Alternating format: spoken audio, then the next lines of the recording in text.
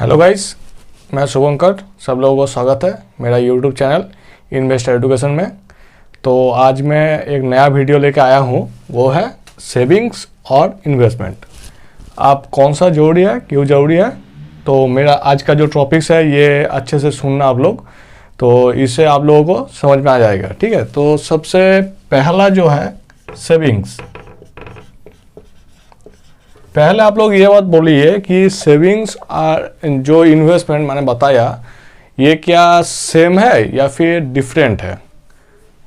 बहुत लोगों को लग रहा है शायद ये सेम ही होगा, बहुत लोगों को लगता है कि डिफरेंट वर्ड है।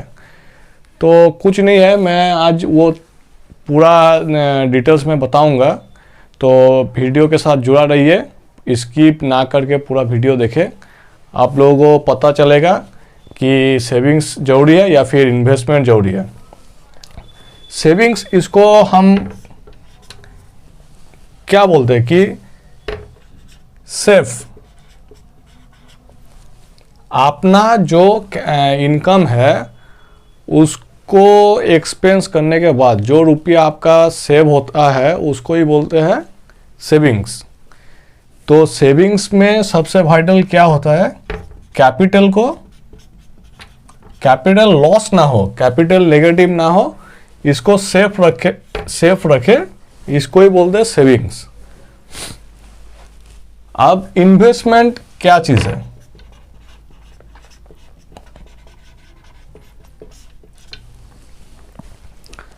मान लीजिए कि आपका जो हार्ड वर्किंग मनी है उसको आप सेविंग किया है, उसके बाद आप किसी जगह में लगाते हो कुछ रिटर्न के लिए या फिर कुछ इंटरेस्ट उधर से मिले इसलिए, तो इस पे क्या होता है, एक रिस्क भी हो जाता है।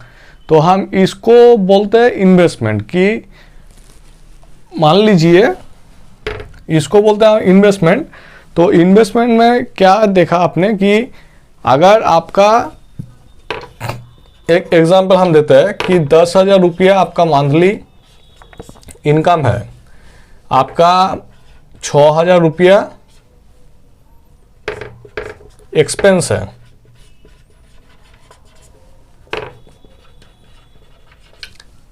₹4,000 आपका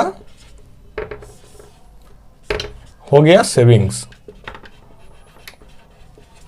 अगर आप इस 4,000 रुपया को किसी जगह में लगाते हो कुछ इंटरेस्ट के लिए या फिर कुछ रिटर्न आए उधर से, इसके लिए अगर आप इस 4,000 रुपये को कहीं पर भी लगाओ, चाहे जहां पर भी लगाओ, तो इसको हम लोग बोलते हैं इन्वेस्टमेंट।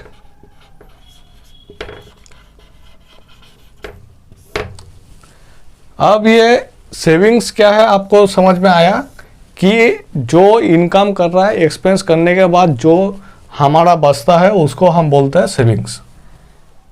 अगर इसी रुपया को थोड़ा सा रिस्क लेके हम जहां पर भी लगाए कुछ इंटरेस्ट के लिए या फिर कुछ प्रॉफिट के लिए, तो हम उसको बोलेंगे इन्वेस्टमेंट। सेविंग्स और इन्वेस्टमेंट, ये चीज आप लोगों को शायद क्लियर हो गया है। ठीक है, अब इन्वेस्टमेंट अगर करना है तो इसके लिए आपको जरूरी है पहले सेव करना, मतलब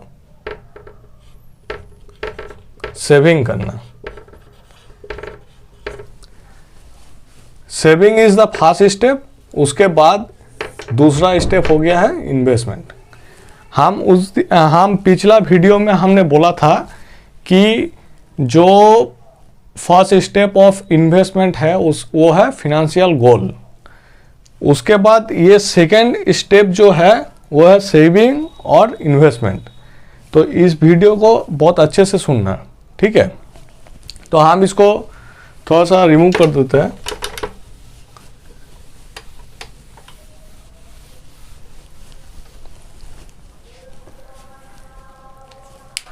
अब आप लोगों का एक सवाल रहेगा कि what wrong with only investment, with only saving, sorry, अगर हम सिर्फ सेविंग करें तो मेरा रॉन्ग क्या है? देखिए पिछला वीडियो में मैंने एक टर्म यूज किया था, इन्फ्लेशन। ये बहुत ही वाइटल चीज है, ठीक है। इसको हम लोग इग्नोर करते हैं। बहुत आदमी बहुत क्या मैक्सिमम 90% आदमी इसको ना देखा करता है। तो इन्फ्लेशन एक ऐसा ही चीज़ है जो आपका सेविंग्स जो रहेगा ना, वो पूरा नेगेटिव कर देगा। आप लोग सोचोगे कि सेविंग्स को कैसे नेगेटिव करें, सेविंग्स तो मेरा रहेगा वो बैंक पे पड़ा रहे या फिर जहाँ पर भी पड़ा रहे, इसको नेगेटिव कैसे करेगा? तो हम इसके लिए आपको दो चीज़ समझाएंगे। आप खुद ही समझ जाओगे कि सेविंग्स सिर्फ काफ़ी नहीं है।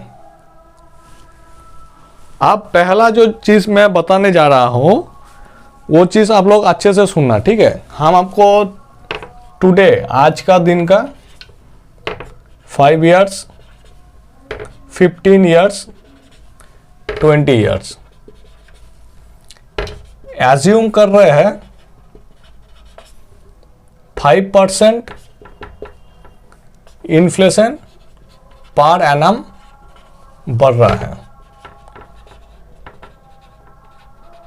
आप लोग गूगल में सर्च करके देख लेना कि अभी का इन्फ्लेशन रेट इंडिया का कितना है, तब समझ में आ जाएगा। हम सिर्फ 5% में आप लोगों को एक एग्जाम्पल दे रहे हैं। आप लोगों को इससे समझ में आ जाएगा कि 5% में क्या हो सकता है। तो 7% पकड़ लीजिए, बहुत कुछ हो जाएगा, ठीक है।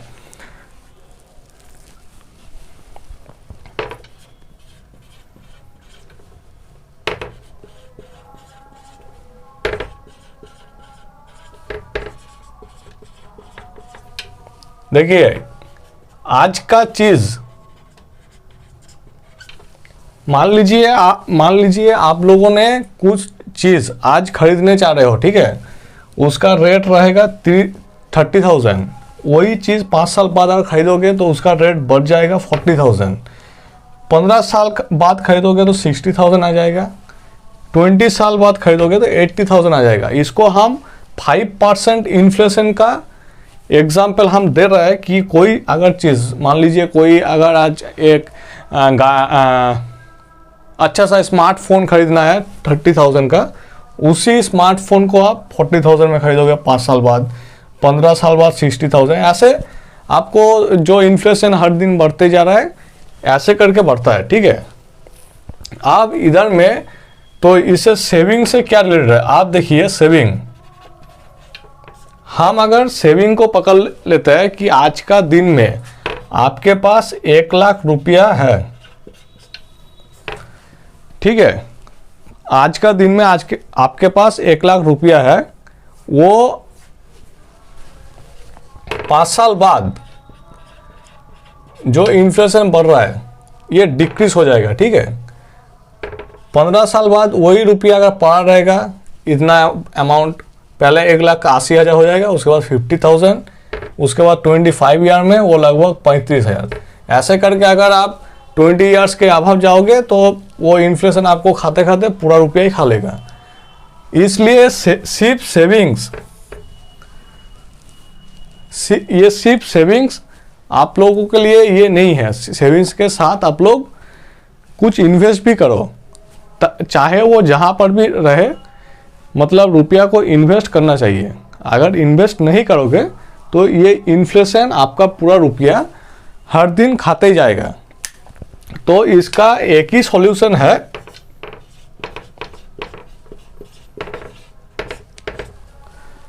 वो सॉल्यूशन है एज अर्ली एज पॉसिबल, जितना जल्दी हो सके उतना जल्दी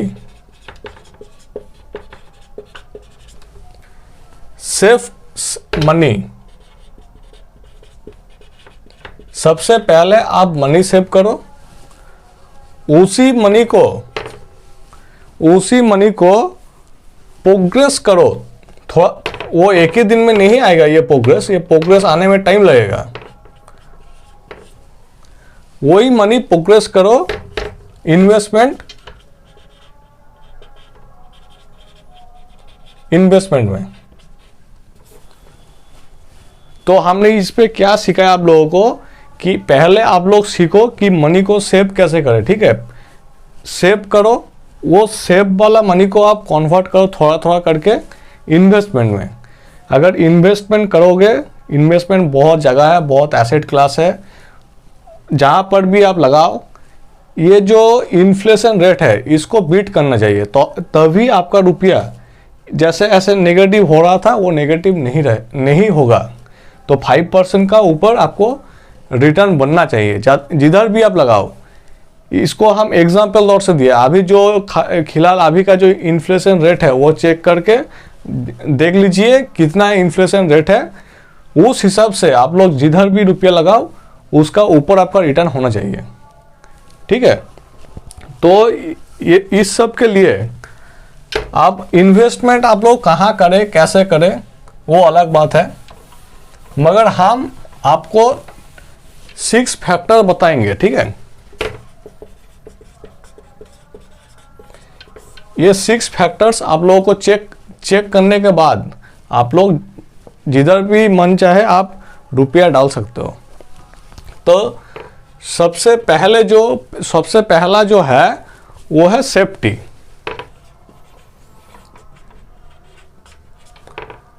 अब सेफ्टी क्या है? सेफ्टी है आप जिधर भी रुपया लगा रहे हो आपका रुपया कैपिटल नेगेटिव ना जाए, कैपिटल पॉजिटिव रहे, ठीक है।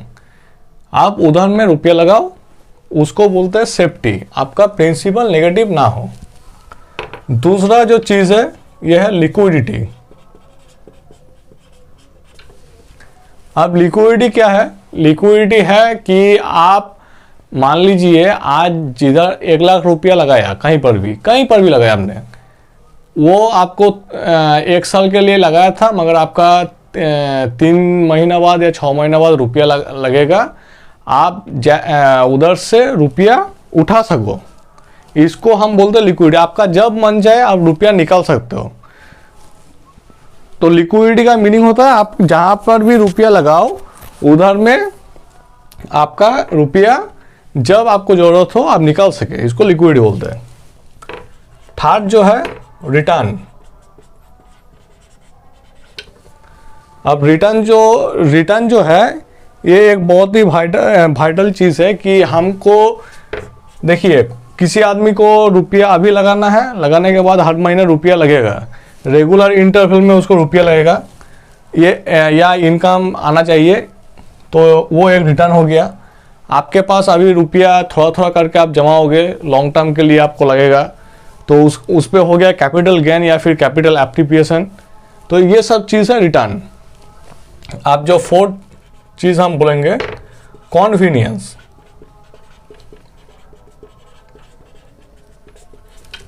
अब ये कॉन्वीनियंस चीज़ क्या है? कॉन्वीनियंस चीज़ है अगर मान लीजिए आप जहाँ पर भी रुपया लगाओ उधर में आपको 1 लाख रुपया आज लगाया, 2 महीने बाद या 3 महीने बाद वो रुपया 200 या 500 रुपया बढ़ा है, ये आपका आंखों के सामने पिक्चर क्लियर होना चाहिए कि हम जिधर भी रुपया लगाए ठीक है भाई रहने दो, उधर में हम 1 लाख लगा दिया कि 200-300 रुपया बढ़ रहा है या फिर 500 रुपया बढ़ गया, ऐसे आपका आंखों के सामने वो पिक्चर क्लियर होना चाहिए, उसी को हम बोलेंगे कॉन्वीनियंस, ठीक है। आप